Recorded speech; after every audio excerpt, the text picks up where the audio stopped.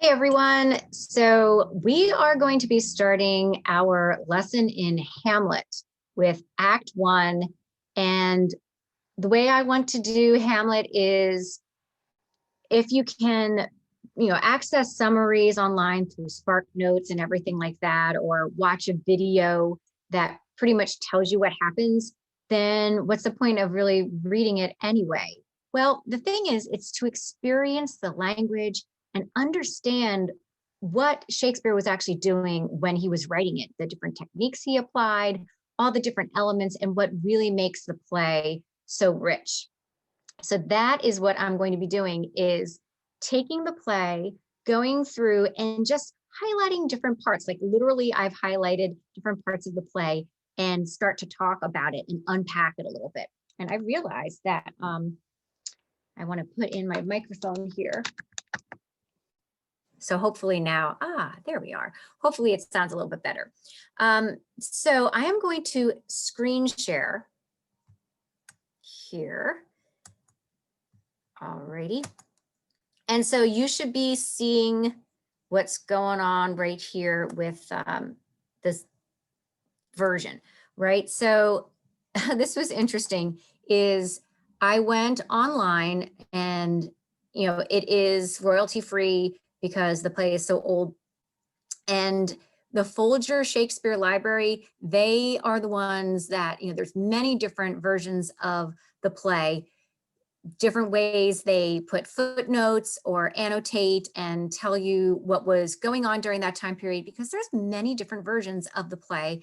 And people make an entire life studying Shakespeare and his different plays. And there's these things called the first folio, and people who really want to know about Shakespeare and what it was like attending a play back then, they're studying all these different versions, what might have he meant, and trying to get into his head to really have this authentic experience of what was Shakespeare trying to say. Also keeping in mind that it was a performance, and a lot of the stage directions when a character comes on and a character goes off of the stage, that is just director's notes from a particular performance from a particular time. And a lot of times it was 100 years later than Shakespeare. And reason why that's important is if there's a conversation that two people are having, and if a person leaves the stage, where maybe there were three people having a conversation, one person leaves and it says that this person exits the stage, and now there are these two people left to continue a conversation. Well, the fact that a certain character just decided to leave says a lot. What if they stayed there and just weren't participating in the conversation, but they still heard it? Or what if they pretended to leave, but were really hiding? Or what if someone is having a conversation out loud to one person? Or what if they were doing it alone on the stage, so we're hearing what's in their thoughts? So those types of things can really change the dynamics of the way the characters interact with one another. So what I did was I used this particular version from Folger's library, and it's very accessible. I like it a lot. So then what I did was, it was a PDF, and you can highlight on a PDF. And then when I tried to upload it, I saved the highlights and I uploaded it. And then I tried to put it onto Schoology. The highlights were not reading. It wouldn't allow it. So I took the highlighted document, put it to OneNote, and then I'm able to save that and export it as a PDF. And that is the one that I'm going to put up that you'll have access to. Unfortunately, after each page, it's one extra page in between. You have to scroll a lot, but at least you have my comments. So what we're going to do today during this time period is I'm going to go through the first act, summarize basically what's happening, but then really commenting on all the different techniques that Shakespeare used. So right here, you can see you've got the cover page, and the first couple pages here are the breakdowns of the scenes. There's some notes about Shakespeare, what they're trying to do. All right, there's an introduction here. I highly recommend you read that stuff. And when you get to college, here's a big tip. some people just want to get started reading the thing that they've got to read, and they don't bother reading the foreword, and they don't bother reading the afterword or the introduction. I'm telling you, that's where like the real deal is, because they're talking about the text. That it might take you an extra however long it takes to read it, but you will get a big high return on investment for reading. Basically, they're like giving you clues to what it is. So then when you have to write a paper, you can reference all of that. So like I said, highly suggest reading that type of stuff. So it has the characters. And here it starts with Act 1. All right. So Act 1, Bernardo and Francisco, they're guards. They're standing around. It's at night and they're having a little chit chat. And it says it's now struck 12. All right, so it's late at night. They're talking and they're orienting us, you know, where are they? It's at night, they're in front of the palace, and that is part of the exposition. And so it says about, they're talking right here, you can see my cursor here, talking about the apparition, the ghost. And they're saying like, oh, do you think we'll see it again? So it has been coming around. And so it establishes that fact. And it says right here, it harrows me with fear. Fear, you will see that word a lot in this play. There's lots of fear in Hamlet. And so notice as you're reading through what words keep on repeating. He's doing that not because he can't think of something else, but you know, he's doing it on purpose. So it says, oh, you tremble, you look pale. Continuing to talk about what's been going on. Excuse me. Now it says here, Fortinbras of Norway, if you look down around 93, line 93. And by the way, while I think of it, it's Act 1, Scene 1, line 93 is right around here. So when you refer to Act 1, Scene 1, 93, it's 1.1.93. Act, period, scene, period, and then the lines for when you annotate or work in the lines to a play in a paper that you write. So it says here, talking about Fortinbras of Norway and how Hamlet did slay Fortinbras, and there's, you know, this land that's been taken. And the reason why that's important, not so much that you need to know all that backstory, it's a subplot, but the reason why is it's very interesting that King Hamlet killed Fortinbras, and Fortinbras in Norway, they are looking for revenge for their death. And ironically now, Hamlet is looking to get revenge on his death. So it's kind of like what goes around comes around. And that's another thing, is this whole concept of the wheel of fortune, very medieval, forces outside of our control. It goes up, it goes down, it goes up, it goes down, it goes round and round and round. It's not just a show, a game show, but it's like the wheel of fortune was a very big thing that, you know, how much of do we have control out of things, fate versus, you know, a fatal flaw and all of that. So, you know, they're talking about that. Yeah, about this Fortinbras in Norway. It goes on for a while there. And let me scroll down. They're talking about doomsday and the eclipses. And, you know, if you recall in that time period, the whole idea of, you know, astrology, astronomy, discovering all the cosmos and how it affects us. There's a lot of that in this play. And here enters the ghosts, and it spreads out its arms. They want it to speak, but then it says that the cock crows and the ghost leaves. So during that time period, you know, 'tis now the very witching time of night, right? That's when ghosts come out. So this has been going on for a little bit. It was 12, but now the cock crows. So this has maybe been going on. He's kind of playing some games with time compression. All right, so did I miss anything here? Nope. Okay, so here we go. Let's jump down. Why did I highlight this? Whether sea or fire, in earth or air. Those are the 4 elements. So all of these forces are in play, the mysticism, the different elements, how we are connected to the earth and the universe, and the universe is having its effects on us, talking about fairies and witches and charms. Remember, during the Anglo-Saxon times and everything, talking about all those different beliefs. So all of this stuff from the past is still worked into this world of the play. All right, so here comes the king. This is a new scene. So they established, okay, here's the ghost. That's really interesting. We know that we're in Denmark. There was this thing going on in Norway. And here's the new scene. Here's the king. King, his name is Claudius. He's the one who took the place of his brother when his brother died. And more about that later. All right, so he uses this thing called the royal we. So when he's saying, we thank thee for gathering here today, and we're very happy, we're going to do our best.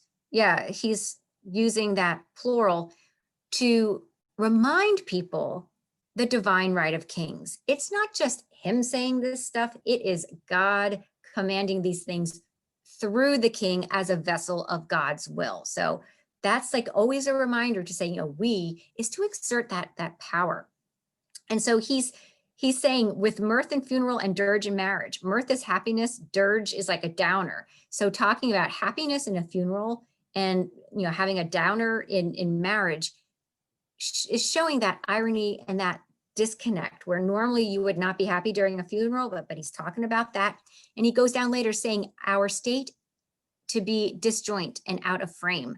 So things are disjointed when you have a picture frame and things are out of the frame, lacking focus. It's not a time. The setting is just everything is all topsy-turvy. Mentions again, Norway, Fortinbras.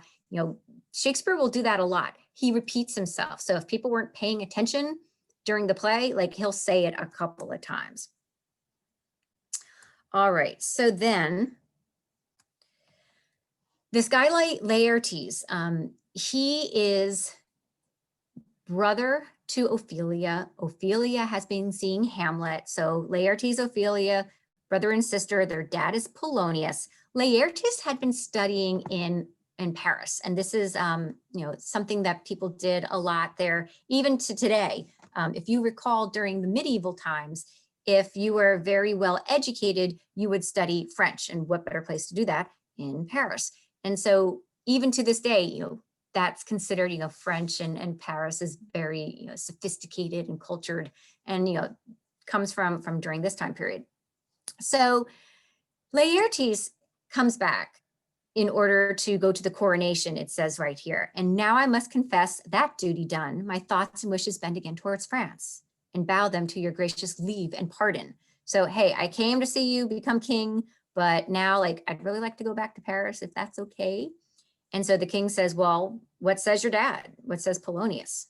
And notice this iambic pentameter. My thoughts and wishes bend again towards France. And Polonius says, upon his will, I sealed my hard consent. I do beseech you, give him leave to go. Please, I'm okay with it. But king, please let him go. He allows it. And then he turns to Hamlet and says, but now my cousin Hamlet and my son.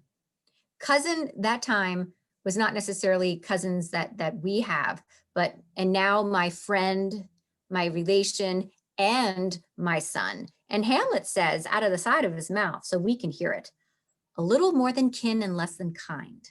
Kin means related, kind shows your disposition. So yeah, we're a little bit more than related and you're not so nice. He's letting us know that he does not appreciate the king and the way they're getting along there. Now, here's a pun, and this is super, super geeky. During that time period, it was called OP, or original pronunciation. And there was this thing right around the Renaissance called the Great Vowel Shift, where people, the way they were pronouncing words changed a lot. People today tend to do Shakespeare in this very, very sophisticated British accent. Oh, Romeo, Romeo, wherefore art thou, Romeo, and talking all like this stuff. Well, back then, that's called, let me back up. The way they talk like that is very, very, that is called received pronunciation. And that's not how they spoke back then. Back then, there were French, Irish, Welsh, all these different mixing of cultures, and they had a different way of talking.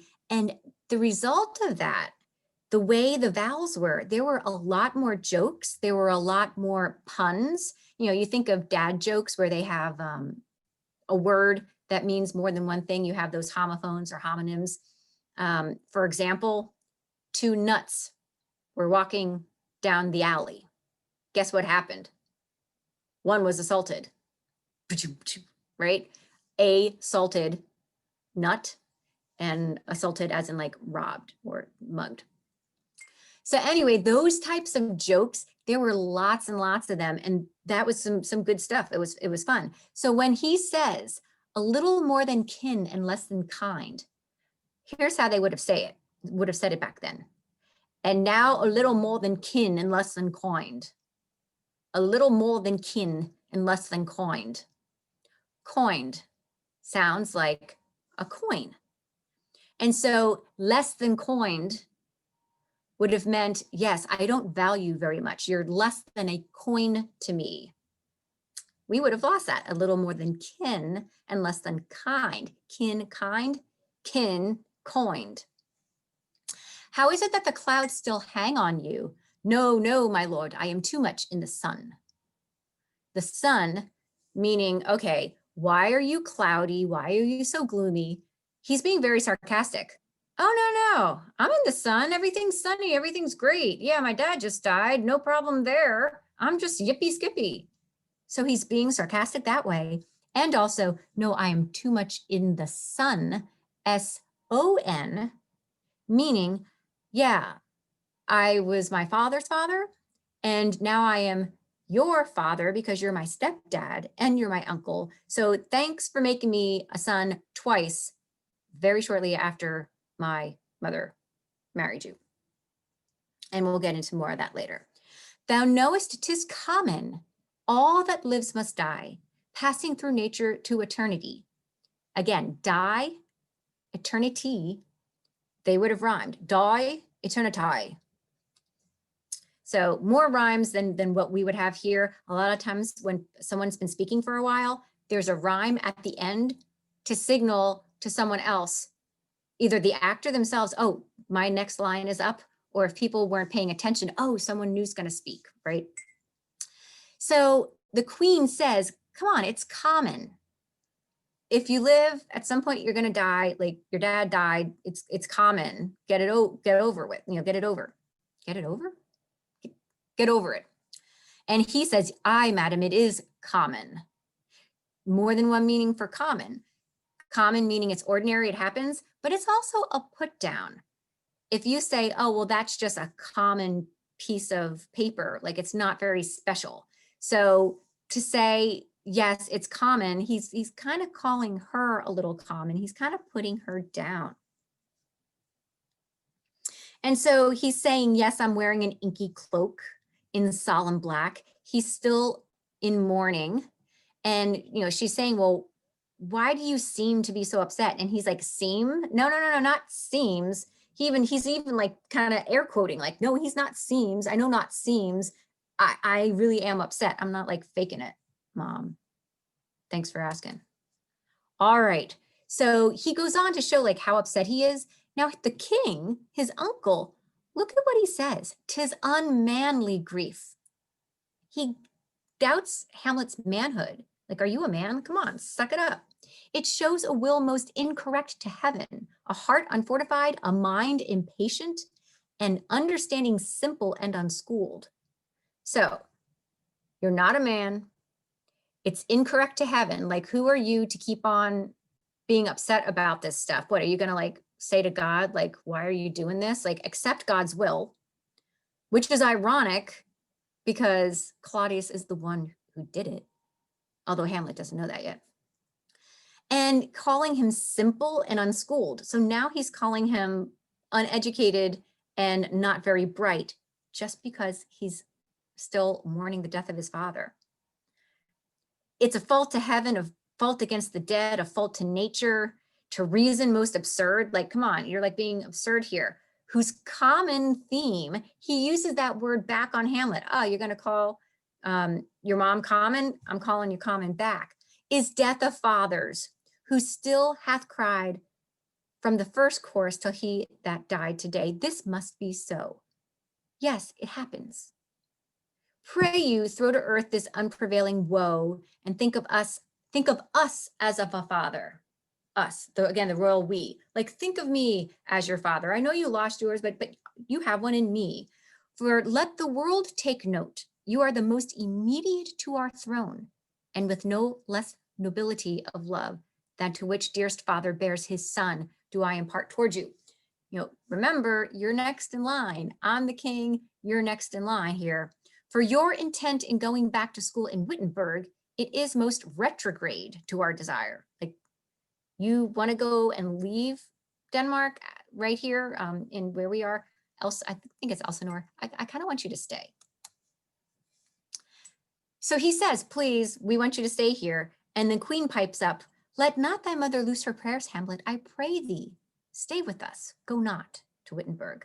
And so he says, I shall in all my best obey you, madam. So both his stepdad and his mom said the same thing, please don't go. And he's basically saying, okay, I'll listen to you, mom, because you asked me, but not because of Claudius. All but Hamlet leave, right? And he says, oh, that this too sullied flesh would melt, thaw, and resolve itself into a dew. Now that is really important. That is a big pun. And I'm going to pause this for one moment, pause recording. My son needs me. Hold on one second. All right, sorry about that.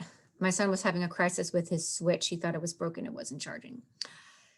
Anyway, okay, so yes, when he says, oh, that this too sullied flesh would melt, thaw, and resolve itself into a dew. A dew. Now, talking about little droplets on the grass, his flesh melting into little droplets, great imagery, but also itself into a dew. A dew is French for farewell, goodbye. So I just wish that my flesh would like disintegrate and I wanna not be around anymore. He is having suicidal ideation here. Oh, that the everlasting had not fixed his cannon against self-slaughter. Oh God, God, how weary, stale, flat, and unprofitable seem to me all the uses of this world. Fie. So life is meaningless. If only the everlasting canon, meaning the Bible, had not fixed itself against self-slaughter. I wish that it wasn't a sin for me to take my own life. But if he did that, then the belief will be that where he went after life would not be a good place. All right. So Horatio and Hamlet, they're talking with him. This is still the same scene. So he's talking, hey, I see that you've come to see your father's funeral. And Hamlet was like, Hamlet was asking Horatio, so what brings you here? And he says, to see your father's funeral. And Hamlet says, don't mock me. Yeah, right. I think it was more to see my mother's wedding. And Horatio was like, yeah, my lord, had followed hard upon, one right after the other, boom, boom. Thrift, Horatio, the funeral baked meats did coldly furnish forth the marriage tables. The meat at the funeral. He was saying like thrift can mean like fast, like swiftly, and also thrift meaning thrifty. Yeah, they saved a lot of money on the wedding reception because they used the leftovers from my father's funeral for the wedding dinner. It's kind of like yeah, that's tacky. And ooh, it's like very awkward and cringy. And then he says, my father, methinks I see my father. And that is not iambic. My father, me, thinks I see my father. No, it doesn't work. It makes it sound like less natural. It stands out. My father, he thinks I see my father. Where, my Lord? In my mind's eye.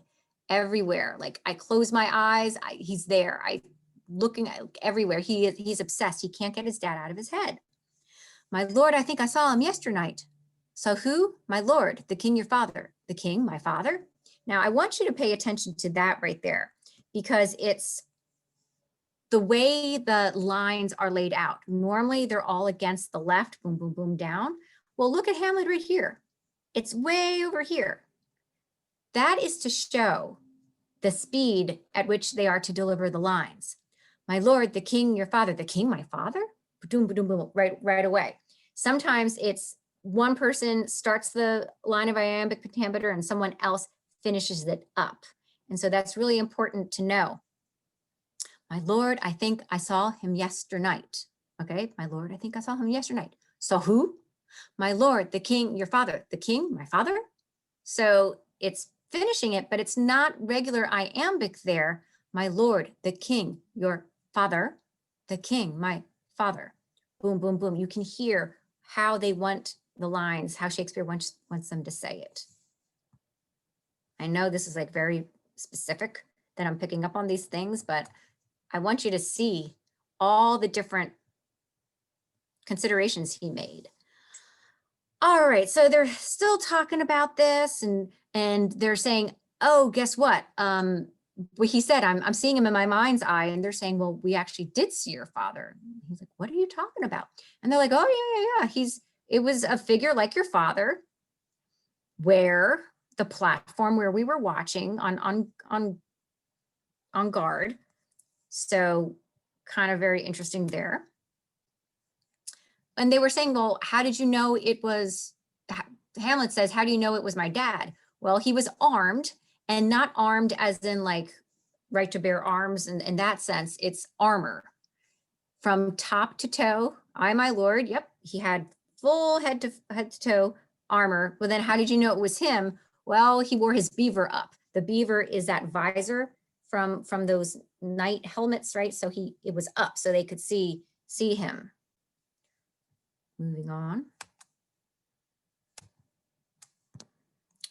So they were talking about that. Next scene here, scene 3, you've got Laertes and Ophelia, brother and sister, and Laertes is talking to her and was talking about Hamlet. It says right here, for Hamlet and the trifling of his favor. What's going on with you and Hamlet? Backstory about that we're learning. So you know how maybe a brother can be a little protective of his sister. So he's warning her, and look at the words that he uses over and over again. You'll see the word virtue a lot. Fear is very big. Look, fear, fear, fear, virtue, fear.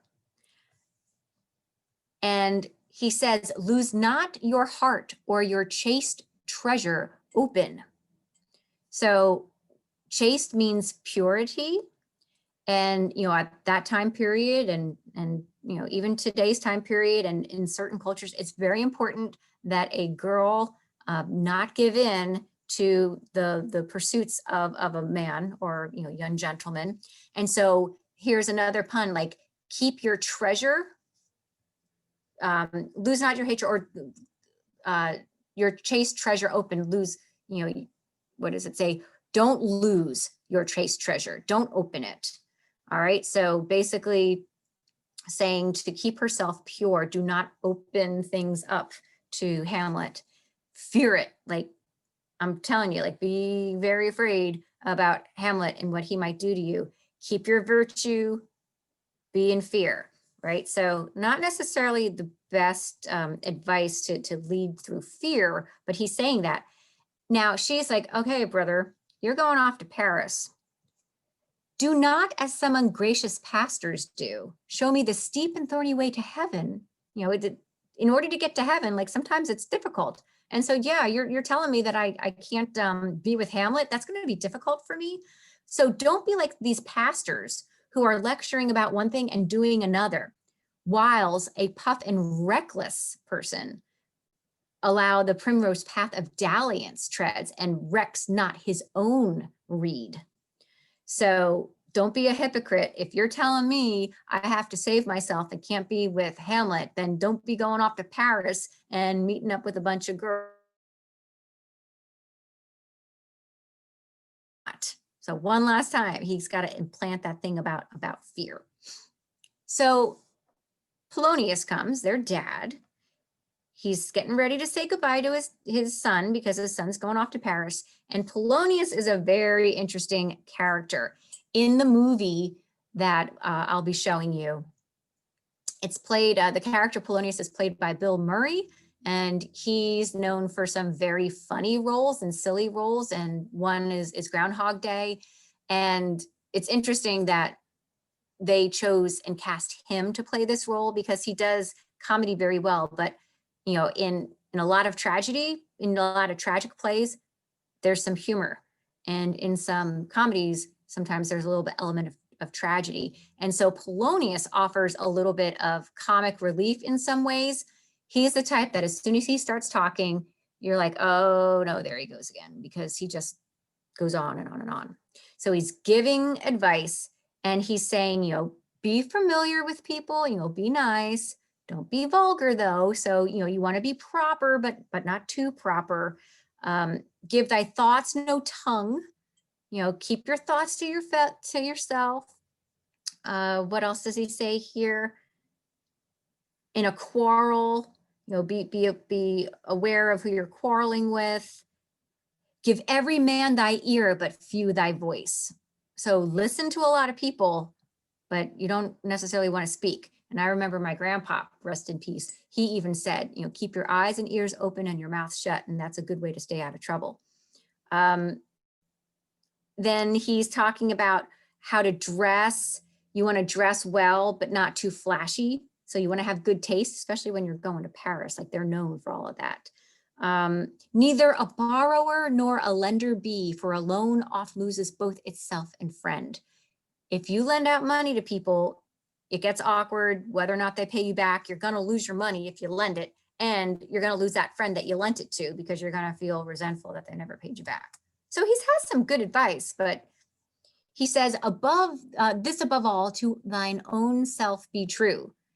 That's ironic because we will discover that Polonius is two-faced, he's sneaky, but he's giving advice to you know, be true and honest. And you know, Ophelia, his own daughter, just said to her brother, like, don't be a hypocrite. And here's the dad right after that, he winds up being a hypocrite. So there's lots of repeated things.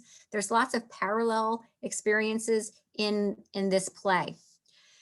So before Laertes goes, farewell, Ophelia, and remember me well what I have said to you. And she says, 'tis in my memory locked, and you yourself shall keep the key of it. Interesting. He says, do not open yourself to Hamlet. And then later on, she says, you have my key, right? So there have been times where in analysis of this play, they wonder, is there something kind of weird or not too appropriate going on between the brother and sister, which would then again mirror what's going on with Claudius and Gertrude, the king and queen, because she married, Gertrude, the queen, married Claudius, which was her husband's brother. She married her brother-in-law, but still would have been seen as her brother, and that would not have been acceptable at that time period. So if there's this thing with incestuous, Hamlet even says incestuous sheets, is there a mirror of that between Laertes and Ophelia? It's a little bit of a stretch, but people sometimes talk about that. And Polonius says now, once Hamlet Laertes leaves, now there's some father-daughter time. So what's going on with you and Hamlet? Right over here. Oh, well, he's given me some private time. There's a pun right there, private time. And she says, well, he hath, my lord, of late made many tenders of his affection. He's been speaking very tenderly to me. He's very sweet. And again, with a pun. So you believe his tenders, as you call him? I do not know, my lord, what I should think. Like, I don't know. Like, there's a whole lot of things too, with people not knowing what to think and people giving out advice and things like that. So she doesn't know what to think, but Polonius tells Laertes what to do. Is people really telling Hamlet what to do? And so he says, I will tell you what to think. Think of yourself as a baby, that you have taken these tenders for true pay, which are not sterling. So tender as in a legal tender, which is as of money, and talking about that it's not shiny money, it's not good, it may be false, don't believe Hamlet's words. Tender yourself more dearly or you'll tender me a fool. He likes to do all these word plays. He thinks he's very clever and using that word over and over again there. And later on, she is not a very tough character. She is very weak. And there's this, well, you know what, we're coming to it right here. Lord Hamlet believes so much in him that he is young, and with a larger tether may he walk than may be given you. So what he's saying there is that Hamlet, because he's a male at that time period, had way more tether, way more rope, way more leash, a longer leash that he may explore the world. She had to stay closer to home. She's not able to go out and do all these things. And there's a lot of evidence to say that Shakespeare was a very early feminist, making commentary that this is not right. The fact that she's looking at all these men around there doing whatever they want to do, and she's got to stay home. Within feminist literature, a lot of times what happens is women go crazy. And it's not because they are weaker, this is what happens when a spirit is broken, when they do not have the ability to fully realize their greatest self and their greatest purpose, and to live life of freely. And so that's what happens to her in the end. She goes into the water and then she drowns. She goes into the water and she drowns. Look, iambic. And there's a lot of stories out there where women slowly lose their mind. Sylvia Plath, she struggled with mental illness, and she was a writer in the 50s and early 60s. The Bell Jar, she wrote that, and there's a scene in there, it's very autobiographical, where she is swimming in the water and she swims out so far, she's hoping to drown herself. If she just swims to exhaustion, then maybe she would commit suicide that way, but it didn't work out. The water's very, very interesting with that. Ophelia, that's what winds up happening to her. She goes into the water and she drowns. Virginia Woolf, who was a very famous author, she said that all women really need is a room of their own so that they may have their voice and get their thoughts out and to get published. Like, that was very big. And she actually put rocks in her pockets of her coat, of her dressing coat. And that's how she had drowned herself, by wading herself down into the water. I mean, it's just, we take for granted, 100 years we have the right to vote. 100 years we have the right to vote. And, very recently have we had equal rights, and we're still looking to close the gap of salaries and whatnot. So, that's him making that little statement there. In that one scene there, both she says to Laertes, hey, you better follow your own advice. If I can't do stuff, neither should you. And then right after that, her own father was like, yeah, well, Hamlet can do stuff, but you can't.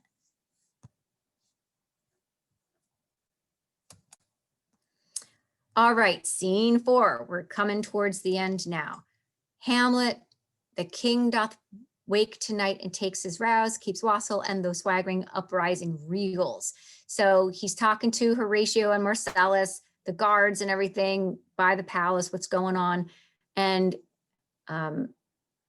they hear trumpets and banging of drums and stuff. And they're like, what's going on? And Hamlet says, the king, he's awake. He's keeping wassail. Wassail is wine. And swagger and uprising reels. So he's basically, I love Shakespeare. He's literally saying the king's getting his swagger on, right? Because of all these things, there's a reputation of the Danes being party animals. Again, talking about virtues in there, they're talking about all this sin and debauchery, but then also talking about virtue and fortune. Again, I told you about fortune is very big. We see it again there. Enter ghost. Ooh. All right. Here again is that iambic and finishing each other's lines. Like if you see a ghost, you're probably going to be afraid. Your heart's going to go faster. So the lines are going faster. The adrenaline's going. But do not go with it. No, by no means. It will not speak, then I will follow it. Do not, my lord. Why, what should be the fear? They're boom, boom, boom, back and forth, back and forth. Let's keep on going here. It waves me still. Go on, I'll follow thee. You shall not go, my lord. Hold off your hands. Be ruled, you shall not go. My fate cries out.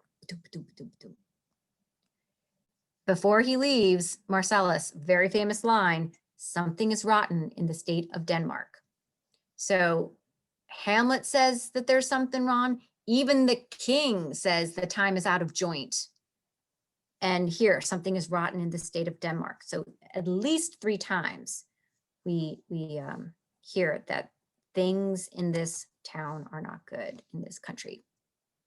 All right, so this is a great scene between Hamlet and his father's spirit, and he learns what actually happened to his father. The serpent that did sting my father's life now wears his crown. What a great line. The rumor was that the king, Hamlet, was asleep in his orchard and a snake bit him. Nope.